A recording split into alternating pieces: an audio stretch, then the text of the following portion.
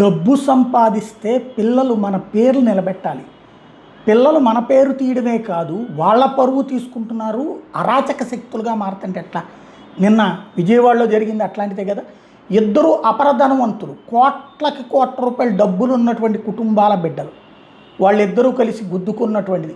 చివరికి ఆ తల్లి నిన్న కంటతడి పెట్టి, మీ ఇద్దరు ఫ్రెండ్స్ ఒక్క ఆడదాని విషయంలో ఇట్లా చేసుకుంటారా, మీ ఇద్దరు కలిసి ఉండాలని చెప్పి చెప్పుకొచ్చినటువంటి వ్యవహారం జడ్జి గారి ఎదురుగుండా జరిగినటువంటి పరిణామం.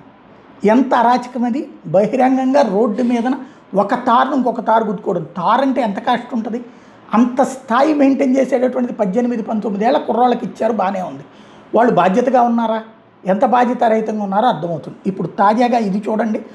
నిన్న అర్ధరాత్రి టీ హబ్ దగ్గర బైకులు కార్లతో ఢీ కొట్టినటువంటి సంగతి. చివరికి పోలీసుల మీదనే దాడి చేసుకుంటూ వెళ్ళేటటువంటి స్టేజ్కి వచ్చారంటే వీళ్ళని ఏమనాలి? ఎక్కడ ఏం జరుగుతోంది? అసలు ఇది దేశం ఎటుపోతుంది అనుకోవాలి మనం.